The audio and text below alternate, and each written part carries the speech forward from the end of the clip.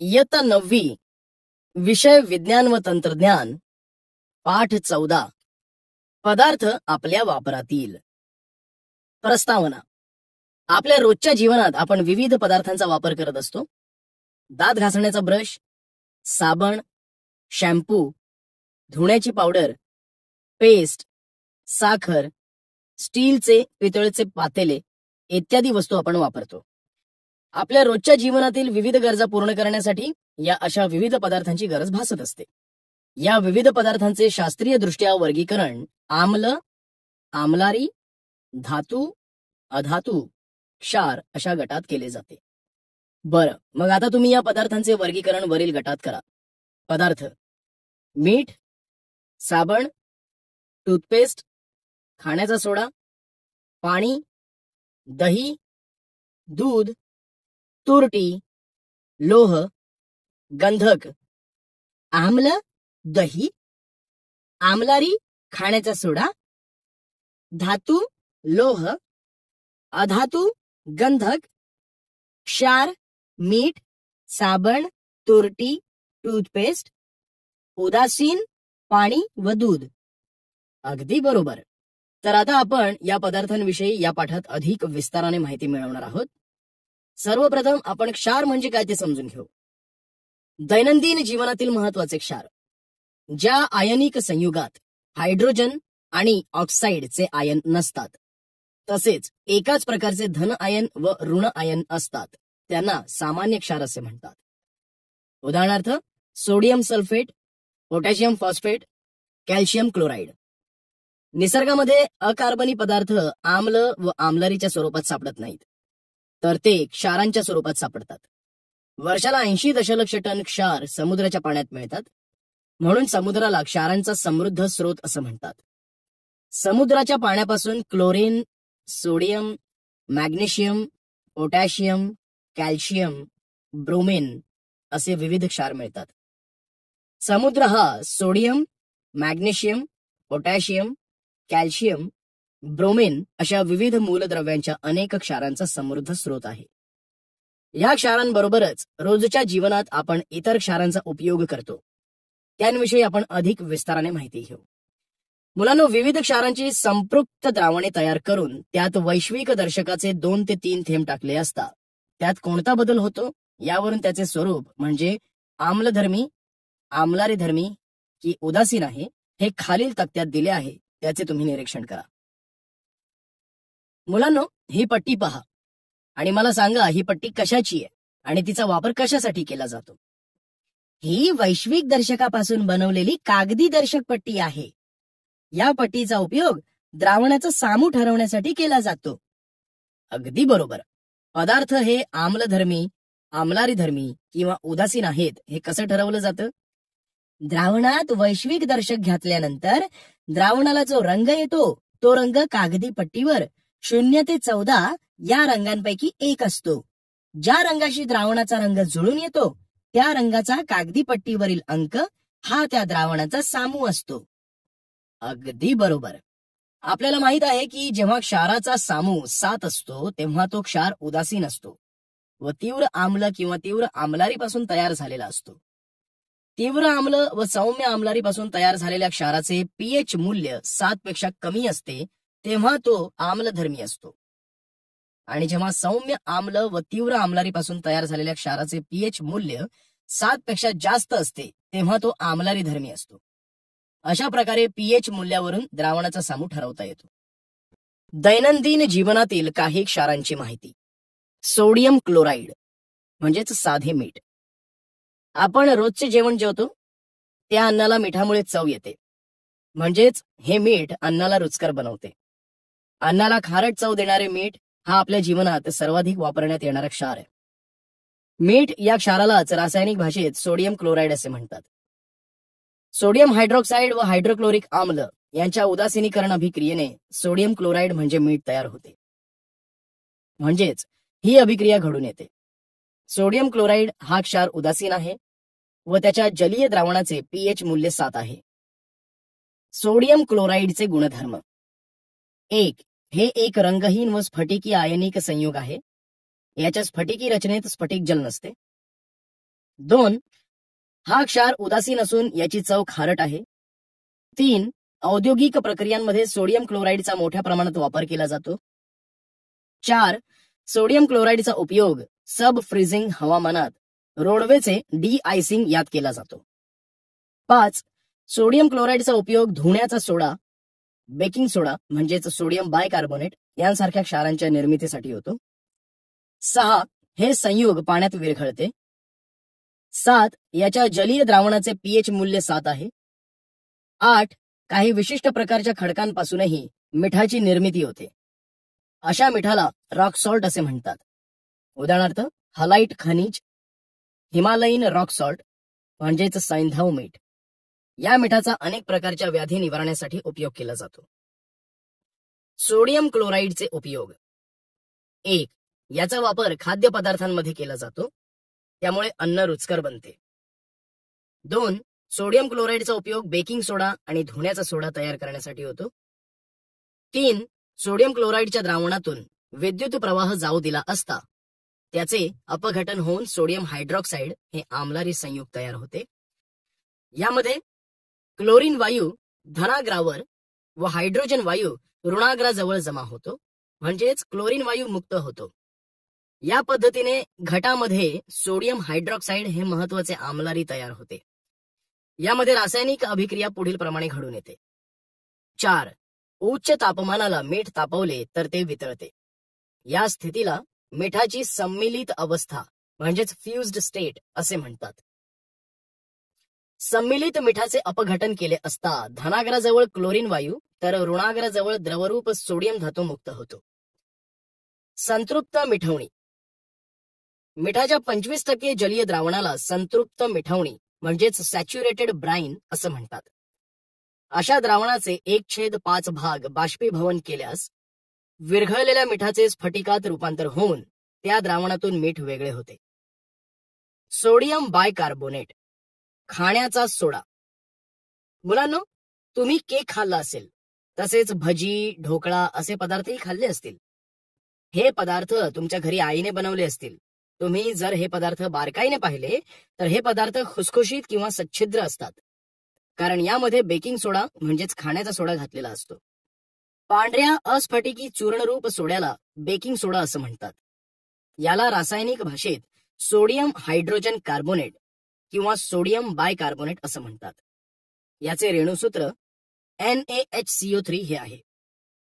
Sodium बायकार्बोनेटचे गुणधर्म व उपयोग. गुणधर्म. 1. बेकिंग सोडा पांढऱ्या अस्फटिकी चूर्ण रूपात असतो. 2. सोडियम बायकार्बोनेटमध्ये लाल लिटमस कागद निळा होतो, म्हणून हे आम्लारी धर्मीय आहे. उपयोग. 1. बेकिंग सोड्याचा उपयोग सच्छिद्र, हलका पाव, केक, ढोकळा तयार करण्यासाठी करतात. 2. अन्नपदार्थ खुसखुशीत होण्यासाठी बेकिंग सोडा वापरतात. 3. बेकिंग सोडा आम्लारी धर्मी आहे, त्यामुळे पोटातील आम्लता कमी करण्यासाठी याचा उपयोग केला जातो. 4. अग्निशामक यंत्रातील घटक असलेला कार्बन डायऑक्साईड वायू तयार करण्यासाठी सोडियम बायकार्बोनेटचा उपयोग करतात. 5. ओव्हन स्वच्छ करण्यासाठी बेकिंग सोड्याचा वापर करतात. 6. सोडियम बायकार्बोनेट छातीत जळजळ, अपचन, अस्वस्थ पोटावर उपचार करण्यासाठी अँटासिड म्हणून वापरतात. Bleaching powder. विरंजक चूर्ण, कॅल्शियम ऑक्सिक्लोराईड. पावसाळ्यामध्ये नळाच्या पाण्याला उग्र वास येत असतो, किंवा पोहण्याच्या तलावातील पाण्याला सुद्धा उग्र वास तुम्ही अनुभवला असेल. हा वास क्लोरीन वायूचा असतो. क्लोरीन वायू तीव्र ऑक्सिडीकारक असल्याने तो पाण्यातील जंतूंचा नाश करण्यासाठी वापरतात. तसेच हे वापरताना विरंजनाची क्रिया सुद्धा घडून येते. विरंजन म्हणजेच ब्लीचिंग. वायू स्वरूपातील क्लोरीन हाताळणे गैरसोयीचे असते, त्यामुळे विरंजक चूर्ण सर्वसामान्यपणे वापरण्यासाठी योग्य ठरते.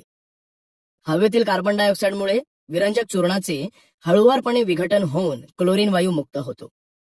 या मुक्त झालेल्या क्लोरीनमुळे विरंजक चूर्णाला त्याचा गुणधर्म प्राप्त होतो. क्लोरीन वायू खालील रासायनिक अभिक्रियेने मुक्त होतो.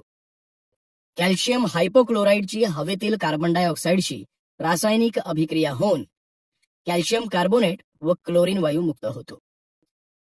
विरी गेलेल्या चुन्याची क्लोरीन वायू बरोबर अभिक्रिया झाल्यास विरंजक चूर्ण म्हणजेच ब्लिचिंग पावडर तयार होते. ते विरंजक चूर्ण खालील अभिक्रियेने मिळते. बाजारात वेगवेगळ्या प्रकारचे विरंजक चूर्ण मिळते. सांगा बरं, बाजारात मिळणारे विरंजक चूर्णाचे विविध प्रकार कोणते आहेत?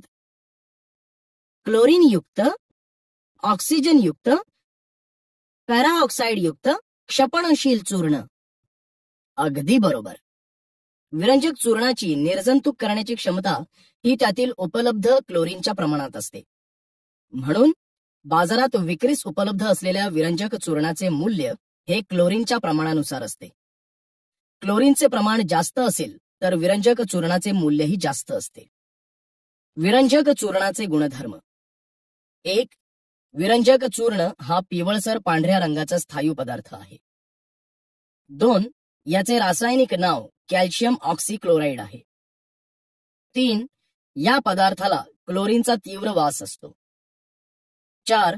विरंजक चूर्ण हे रासायनिक अभिक्रियेमध्ये ऑक्सिडीकारक म्हणून वापरले जाते. विरंजक चूर्णाचे उपयोग. 1. विरंजक चूर्ण हे पाणी शुद्ध करण्यासाठी वापरतात. तसेच स्विमिंग पूलातील पाणी स्वच्छ करण्यासाठीही विरंजक चूर्ण वापरतात. 2. कपड्याचे विरंजन करण्यासाठी याचा वापर करतात. 3. कचऱ्याच्या जागांचे निर्जंतुकीकरण करण्यासाठीही विरंजक चूर्णाचा वापर केला जातो. 4. विरल सल्फ्युरिक ऍसिड व विरल हायड्रोक्लोरिक ऍसिड बरोबर विरंजक चूर्णाची जलद अभिक्रिया होऊन क्लोरीन वायू पूर्णपणे मुक्त होतो. 5. कॅल्शियम हायपोक्लोराइडची कार्बन डायऑक्साइड बरोबर अभिक्रिया होऊन कॅल्शियम कार्बोनेट आणि क्लोरीन तयार होतात. धुण्याचा सोडा, वॉशिंग सोडा. सर्वप्रथम आपण एक कृती करूया. विहिरीचे किंवा बोअरवेलच्या पाण्याचा एक नमुना चंचुपात्रात घेऊन त्यात साबण टाका आणि ते ढवळा. आता सांगा, यामध्ये कोणकोणते बदल झालेले तुम्हाला दिसून आले? विहीर किंवा बोअरवेलचे पाणी हे दुष्फेन म्हणजेच जड असते. त्यामुळे धुण्याचा सोडा टाकला की ते पाणी सुफेन म्हणजेच मृदू झाले. बरोबर. हे दुष्फेन म्हणजे जड पाणी धुण्याचा सोडा टाकल्यानंतर सुफेन म्हणजेच मृदू होते. हे त्यावर आलेल्या साबणाच्या फेसामुळे लक्षात आले. कॅल्शियम व मॅग्नेशियमच्या क्लोराइड्स व सल्फेट्सच्या अस्तित्वामुळे पाणी दुष्फेन होते. हे पाणी सुफेन म्हणजेच वापरण्यासाठी योग्य असे बनवण्यासाठी धुण्याचा सोडा वापरतात.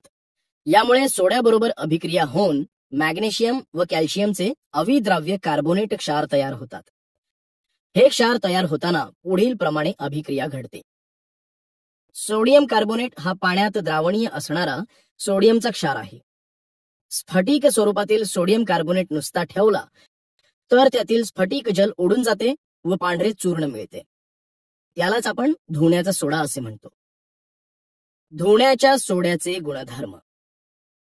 1. धुण्याचा सोडा म्हणजेच सोडियम कार्बोनेट हे कक्ष तापमानाला करड्या रंगाचे गंधहीन चूर्ण असते. 2. धुण्याच्या सोड्याच्या जलीय द्रावणात लिटमसचा रंग निळा असतो. 3.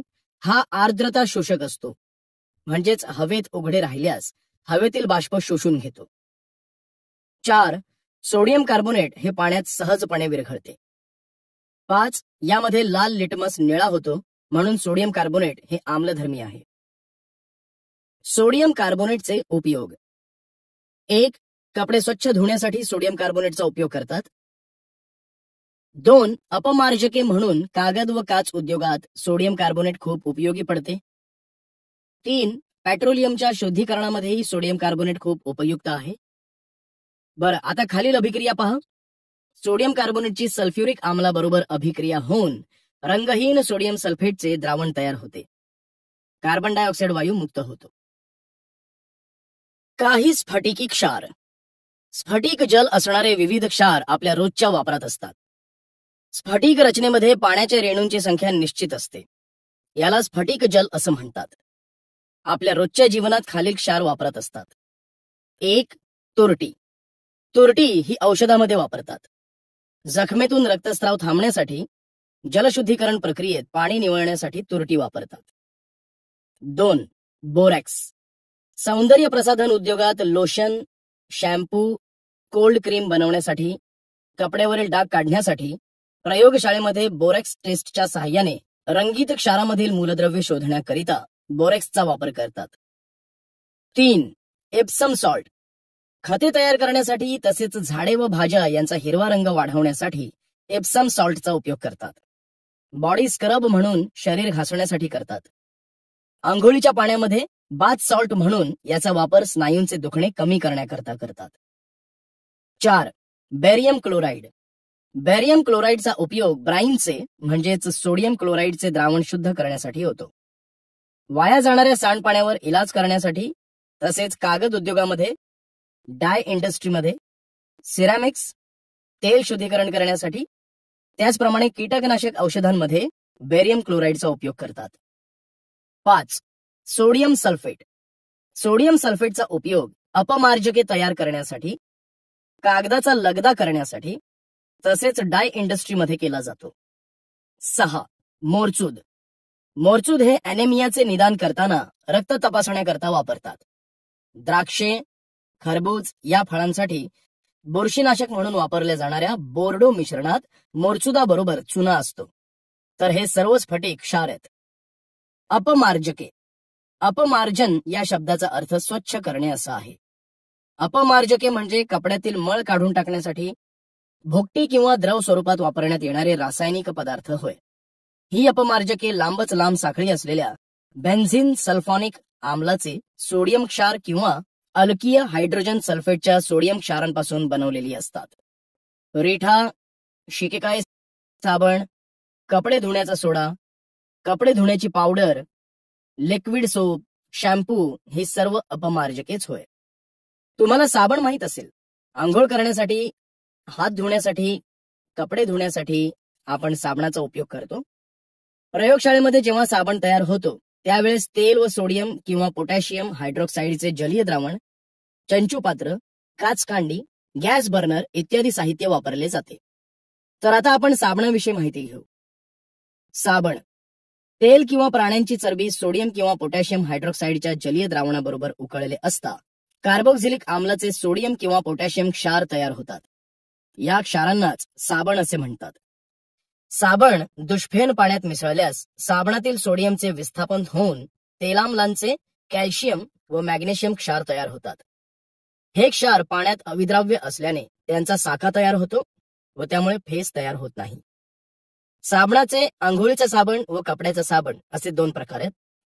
त्यातील फरक आपण समजून घेऊ. आंघोळीचा साबण. आंघोळीच्या साबणातील कच्च्या सामग्रीत चांगल्या दर्जाचे मेद आणि तेल वापरले जाते. कपड्याचा साबण. कपड्याच्या साबणातील कच्च्या सामग्रीत कमी दर्जाचे मेद व तेल वापरले जाते. आंघोळीचा साबण तयार करण्यासाठी पोटॅशियम हायड्रॉक्साईड वापरले जाते. कपड्याचा साबण तयार करण्यासाठी सोडियम हायड्रॉक्साईड वापरले जाते.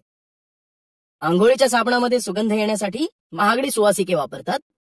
कपड्याच्या साबणामध्ये स्वस्त सुवासिके वापरतात. यात आमलारीचा उपयोग करत नाहीत. यात आमलारीचा उपयोग करतात. किरणोत्सारी पदार्थ. युरेनियम, थोरियम, रेडियम यांसारख्या उच्च अणुअंक असणाऱ्या मूलद्रव्यांमध्ये अदृश्य, अतिशय भेदक व उच्च दर्जा असणारी प्रारणे उत्स्फूर्तपणे उत्सर्जन करण्याचा गुणधर्म असतो.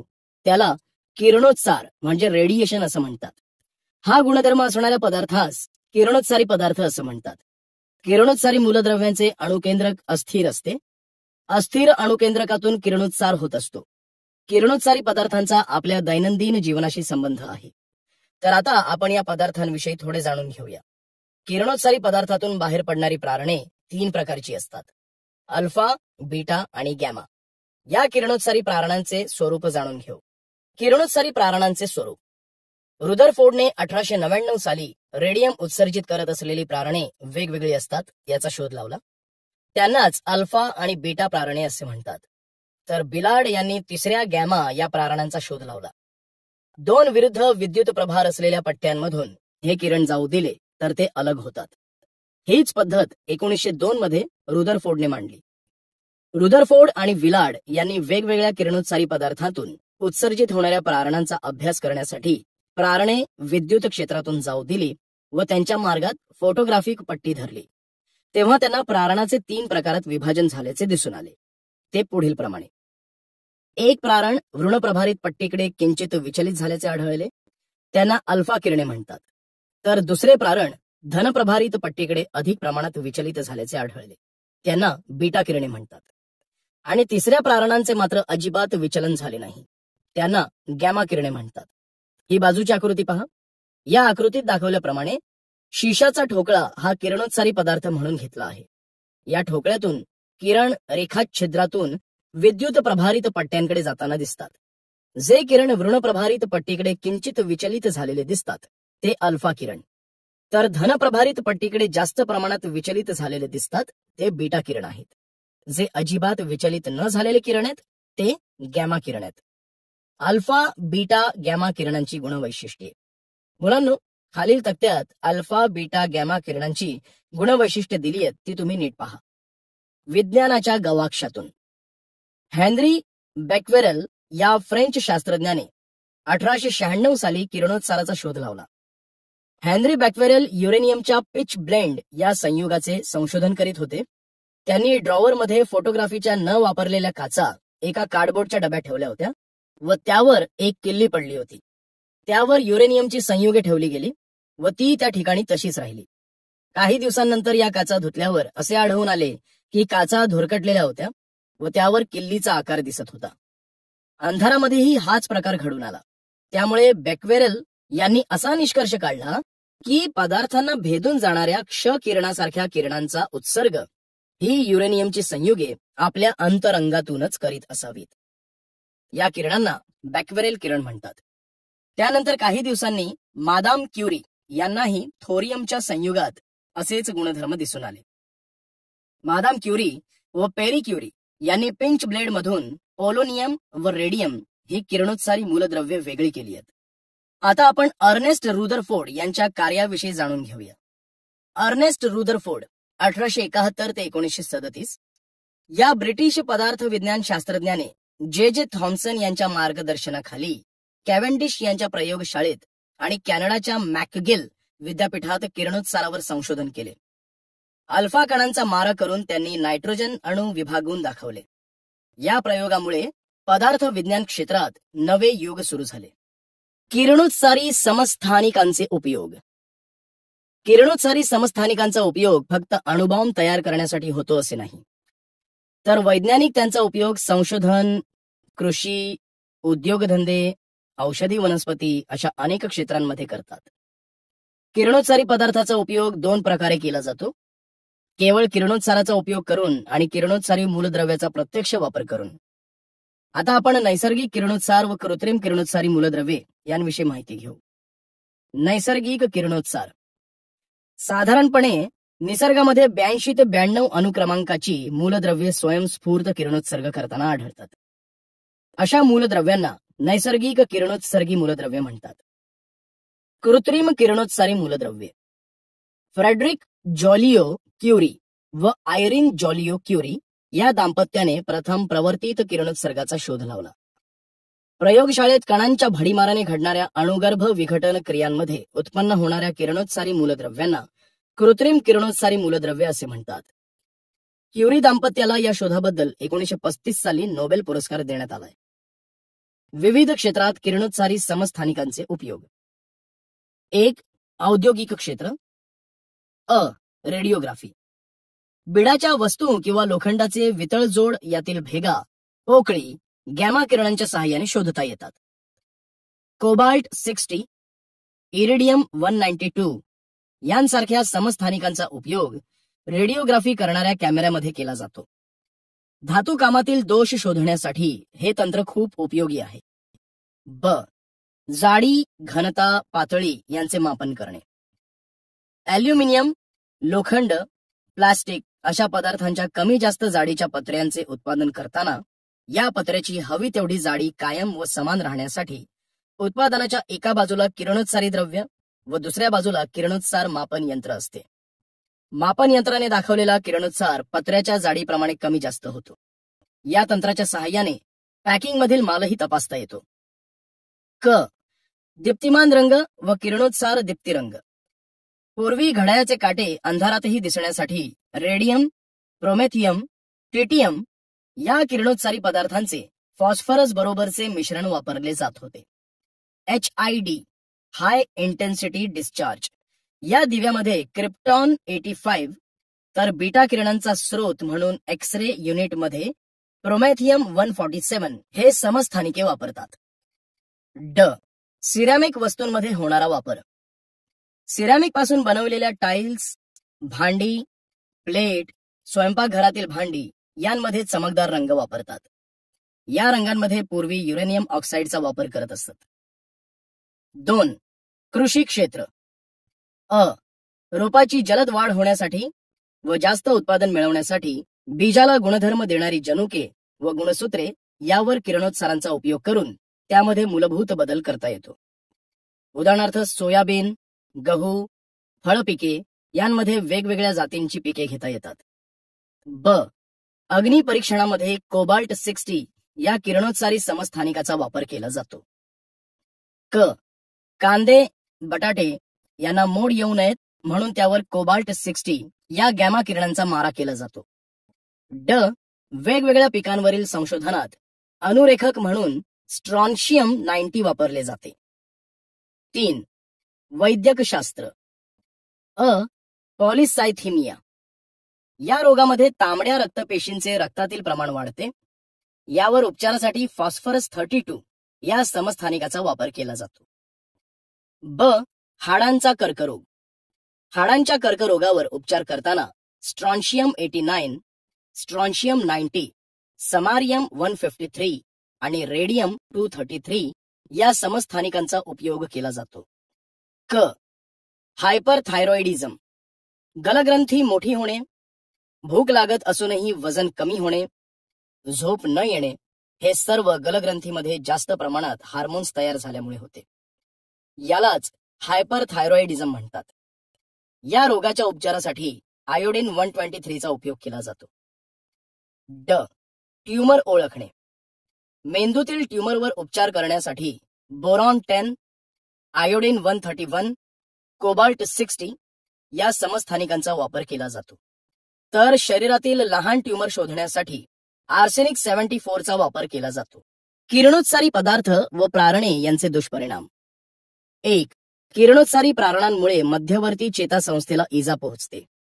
2. शरीरातील डीएनएवर प्रारणांचा मारा होऊन अनुवांशिक दोष निर्माण होतात. 3. किरणोत्सारी प्रारणे त्वचेला भेदून आत जाऊ शकतात. त्यामुळे त्वचेचा कर्करोग, ल्युकेमिया यांसारखे रोग होतात. 4. स्फोटामुळे उत्पन्न झालेली किरणोत्सारी प्रदूषके हवेवाटे शरीरात प्रवेश करतात. त्यानंतर त्यावर नियंत्रण ठेवणे कठीण जाते. 5. समुद्रात सोडलेली किरणोत्सारी प्रदूषके माशांच्या शरीरात जाऊन त्यांच्या मार्फत मानवी शरीरात पोहोचतात. 6. घड्याळावर लावलेल्या किरणोत्सारी रंगद्रव्यांमुळे कर्करोग होण्याची भीती असते. 7. वनस्पती, फळे, फुले, धान्य, गायीचे दूध यांमधून स्ट्रॉन्शियम 90 हे किरणोत्सारी समस्थानिक शरीरात गेल्याने बोन कॅन्सर, ल्युकेमिया असे रोग होतात. चेर्नोबिलची दुर्घटना. आता मी तुम्हाला प्रारणाविषयीची एक दुर्घटना सांगतो. ही दुर्घटना चेर्नोबिलची दुर्घटना म्हणून ओळखली जाते. 26 एप्रिल 1986 मध्ये चेर्नोबिल अणुऊर्जा केंद्रातील ग्रॅफाइट रिॲक्टरचा स्फोट झाल्यामुळे त्यातून किरणोत्सारी समस्थानिके व प्रारणे अचानकपणे बाहेर पडली. या घटनेमुळे पाण्यातून व जमिनीतून किरणोत्सारी समस्थानिके मानवी शरीरात प्रवेशून अनुवांशिक दोष निर्माण झाले. तेच दोष पुढील पिढीत संक्रमित होऊन गलगंडाचे प्रमाण लहानांपासून मोठ्यांपर्यंत खूप जास्त प्रमाणात झाले. त्यामुळे घशाच्या आजाराचे प्रमाण या ठिकाणी जास्त आहे. अशा प्रकारे या किरणोत्सारी प्रारणांचा दुष्परिणाम होऊ शकतो. दैनंदिन जीवनातील काही रासायनिक पदार्थ.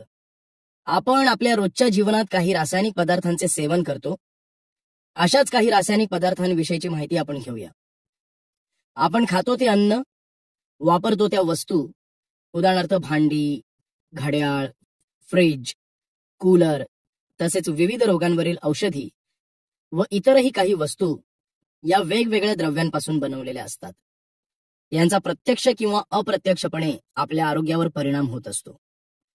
तर आता आपण अशा काही पदार्थांविषयी माहिती घेऊ.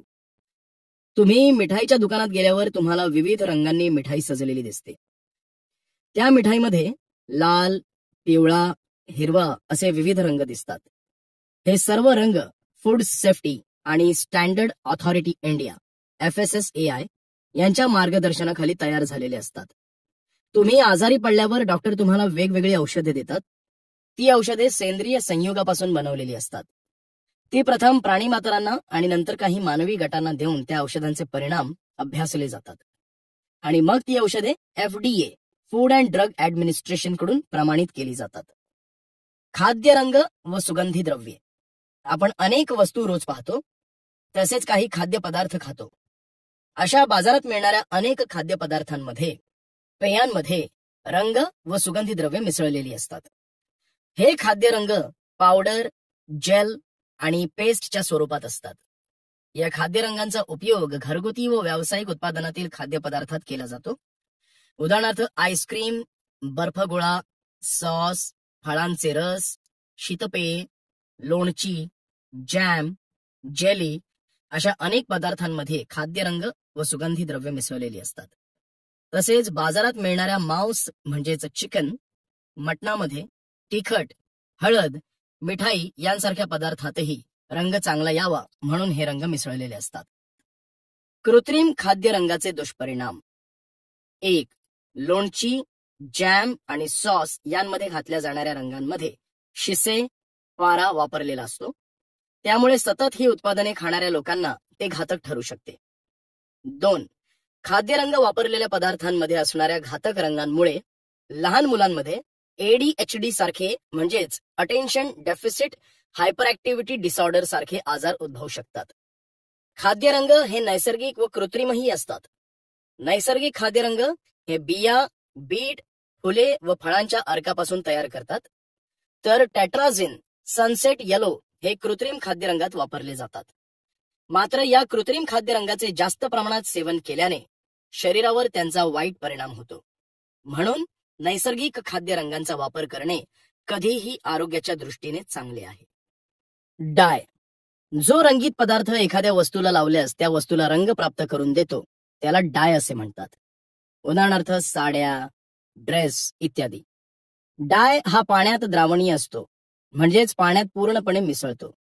तर तेलात अद्रावणीय असतो, म्हणजेच डाय तेलात मिसळत नाही. अनेकदा कापड रंगवल्यावर दिलेला रंग पक्का होण्यासाठी रंगबंधक वापरतात. डायचे उपयोग. 1. केसाला रंग करण्यासाठी. 2. रस्त्यावरील पाट्या अंधारात दिसाव्यात म्हणून फ्लोरोसेंट म्हणजेच प्रतिदीप्तिशील डायचा वापर केला जातो. हा फ्लोरोसेंट किरणोत्सारी पदार्थांपासून तयार केला जातो. 3. चामड्याचे बूट, पर्स, चपला यांना चमकदार रंग येण्यासाठी रंग वापरतात. डायचे दुष्परिणाम. 1. केसांना रंग लावण्यासाठी डाय वापरल्याने केस गळतात. केसांचा पोत खराब होतो. त्वचेची आग होते. डोळ्यांना इजा पोहोचण्याची शक्यता असते. 2. लिपस्टिकमध्ये कॅरमाइन नावाचा रंग असतो. या कॅरमाइन रंगामुळे ओठांना इजा पोहोचत नाही. मात्र हा रंग पोटात गेल्यावर पोटाचे विकार होण्याचा धोका असतो. 3. नैसर्गिक रंग तयार करण्यासाठी वनस्पतींचा अति वापर केल्यामुळे पर्यावरणावर त्याचे वाईट परिणाम होतात. नैसर्गिक डाय बनवण्यासाठी वनस्पतींची मुळे, पाने, फुले, साले, फळे, बिया, बुरशी, केशर या सर्व पदार्थांची मदत घेतली जाते. मात्र डाय बनवण्याच्या या व्यवसायावर बऱ्याच लोकांची उपजीविका होते. कृत्रिम डायचा शोध 1856 मध्ये विल्यम हेनरी यांनी लावला. रासायनिक गुणधर्म व विद्राव्यता यानुसार कृत्रिम रंगांचे विविध प्रकार पडतात. यामध्ये पेट्रोलियमची उत्पादिते व खनिजांचा वापर केला जातो. कृत्रिम रंग. विविध रासायनिक द्रव्यांचा वापर करून कृत्रिम रंग तयार केले जातात. बरं, तुम्ही मला सांगा, रंगपंचमीमध्ये रंग खेळल्यानंतर कोणकोणता त्रास होतो? रंगपंचमीमध्ये रंग खेळल्यानंतर डोके दुखते, त्वचेला खाज येते, डोळे लाल होतात, मळमळल्यासारखे वाटते, अंगाला सूज येते, श्वसनाचे आजार होतात. बरोबर, या रंगांमध्ये पाऱ्यांचे प्रमाण जास्त असते, म्हणून त्या रंगामुळे त्रास जाणवतो. बरं, हा त्रास होऊ नये म्हणून कोणते रंग वापरले पाहिजेत? नैसर्गिक रंग वापरले पाहिजेत. छान. हा त्रास होऊ नये म्हणून वनस्पतींपासून तयार केलेले नैसर्गिक रंगच वापरले पाहिजेत.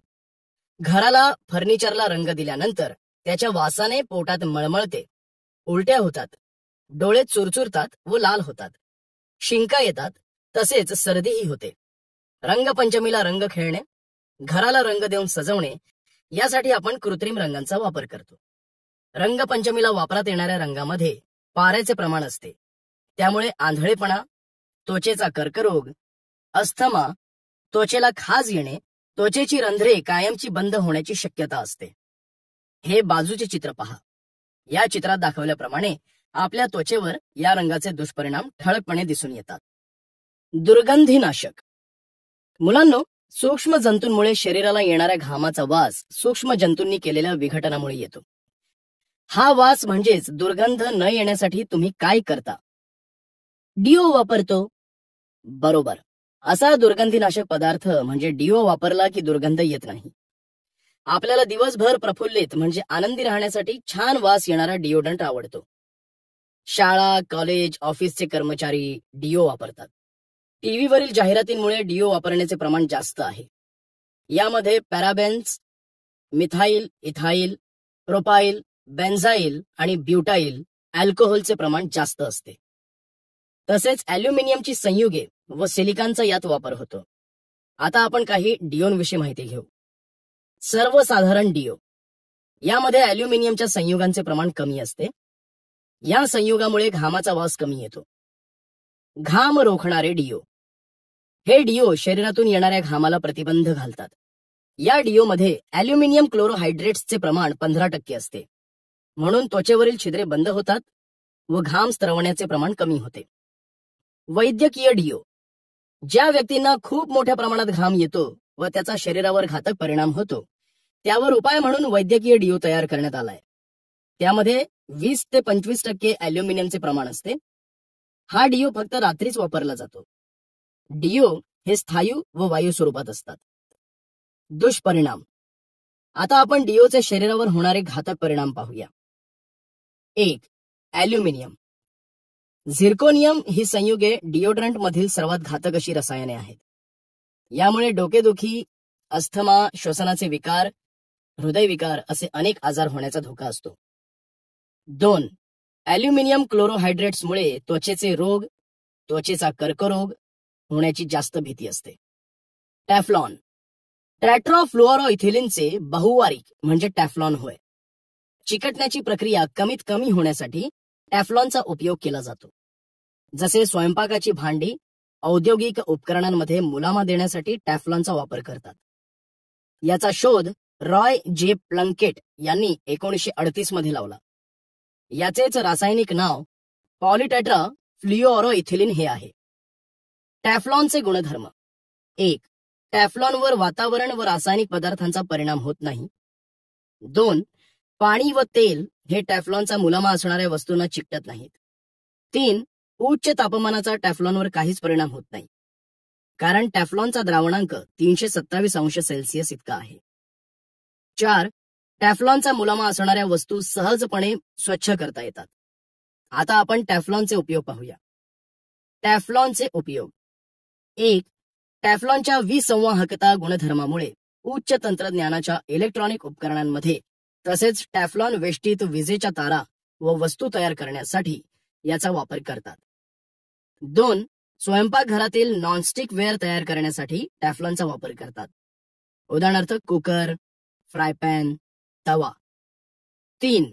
दुचाकी, चारचाकी वाहनांच्या रंगीत पत्र्यावर तापमान, पाऊस, हवामान यांचा परिणाम होऊन ते खराब होऊ नयेत म्हणून टॅफ्लॉनचे कोटिंग करतात.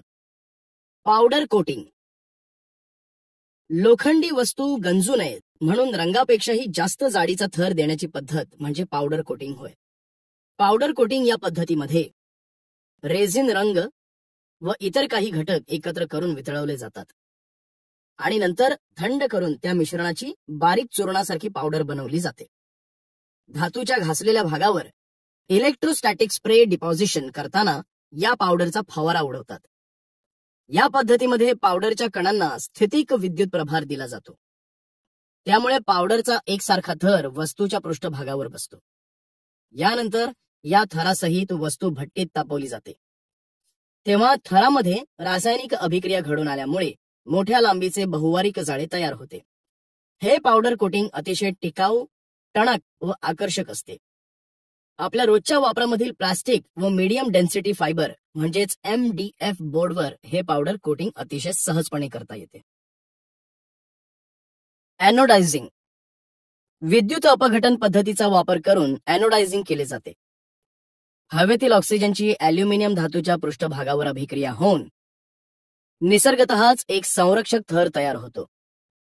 एनोडायझिंग प्रक्रियेत आपल्याला पाहिजे तितक्या जाडीचा थर तयार करता येतो. विद्युत अपघटन पद्धतीचा वापर करून एनोडायझिंग केले जाते. विद्युत अपघटनी घटात विरल आम्लात ॲल्युमिनियमची वस्तू धनाग्र म्हणून बुडवतात. विद्युत प्रवाह सुरू केल्यावर ऋणाग्राजवळ हायड्रोजन वायू तर धनाग्रावर ऑक्सिजन वायू मुक्त होतो. ऑक्सिजन बरोबर अभिक्रिया होऊन ॲल्युमिनियम वस्तुरूपी धनाग्रावर हायड्रेटेड ॲल्युमिनियम ऑक्साईडचा थर तयार होतो. या प्रक्रियेच्या दरम्यान या घटामध्ये रंग टाकून हा थर आकर्षक बनवता येतो. तवे, कुकर अशी विविध भांडी एनोडायझिंग केलेली असतात.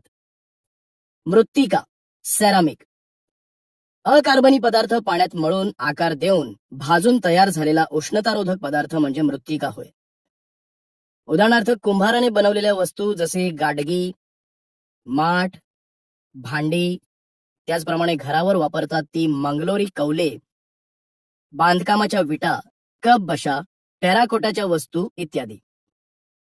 चिकणमाती पाण्यात कालवून तिला आकार देऊन 1000 ते 1150 अंश सेल्सिअस तापमानाला भाजतात. त्यानंतर सच्छिद्र अशी मृत्तिका तयार होते. ही बाजूची मृत्तिका पहा.